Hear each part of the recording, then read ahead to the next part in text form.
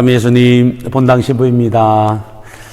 이제 내일부터 성주간을 보내게 됩니다. 그동안 너무 힘드셨겠지만 원래는 내일부터 미사 제기를 계획했지만 아직 사태가 진정되지 않고 있어서 함께 하기에는 좀 더 시간적 여유를 가져야 할 것 같습니다. 그래서 원래는 오늘 강론 때 미사 재개에 대한 주교님의 친서와 또 본당에서 여러 가지 준비했던 상황을 설명하려고 하였습니다.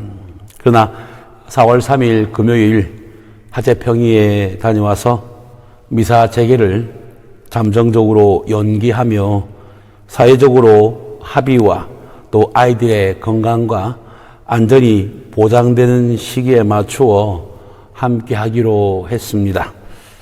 사실 가톨릭 교회는 세상 모든 사람들이 다 함께 하느님의 백성이기에 그들의 희생과 아픔에 함께 동참하고 있는 것입니다.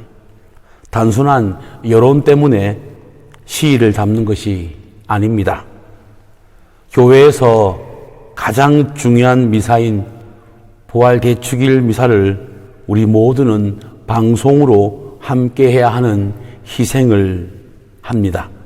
그러나 분명 항상 우리를 위해 당신의 사랑을 주시는 주님께서는 이 코로나 사건을 통해 우리에게 분명 더 소중한 것이 무엇인지를 알려주시는 것 같습니다. 어려움과 위험의 속에서도 절대 잊지 말아야 하는 것을 알려주십니다.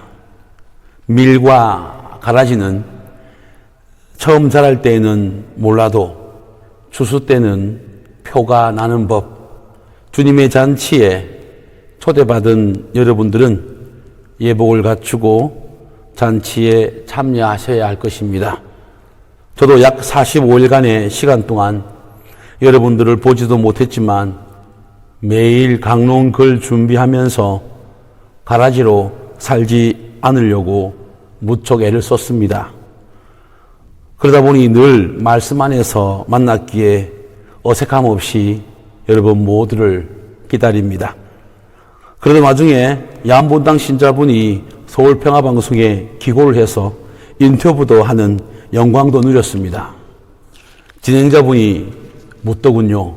어떻게 매일매일 강론글을 쓰시게 되었냐고. 저는 솔직히 말했습니다. 처음에 2주간만 성당 폐쇄한다기에 본당 신자 여러분들이 적적할 것 같아서 2주니까 시작했다고. 예, 맞습니다. 제가 무슨 영화 누리려고 시작한 거 아닙니다. 지금도 매일 글 쓰는 것이 정말 쉽지 않습니다. 그러나 그 덕분에 게을러지지 않고 더 은혜롭게 살아갈 수 있었습니다. 결국 이 모든 수고로움을 은총으로 바꾸어 주시는 주님의 사랑에 감사하지 않을 수 없었습니다.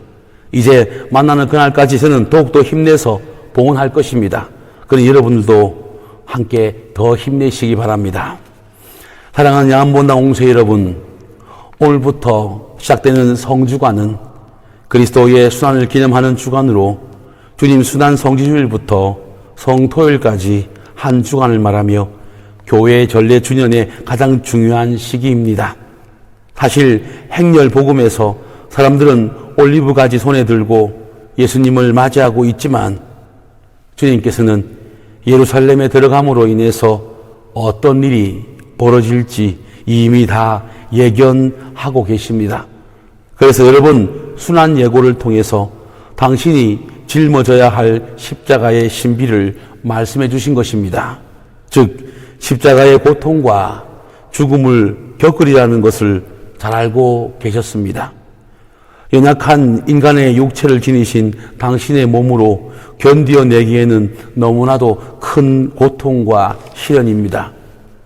그러나 예수님께서는 이 십자가를 피하지 않습니다. 여기에 하느님 아버지의 뜻이 있었고 이 아버지의 뜻을 철저히 따라야 하는 이것 바로 당신의 사명이기 때문입니다. 그러나 예수님의 이 수명으로 인해 모든 것이 끝나버리고 악이 승리한 것 같지만 사실 그분의 십자가의 죽음으로 온 세상에 새로운 질서가 시작됨을 잊지 말아야 할 것입니다. 그리스도의 순환과 부활의 심리에 참여하는 뜻깊은 성주간, 신앙과 삶이 일치될 수 있도록 함께 노력합시다. 아멘.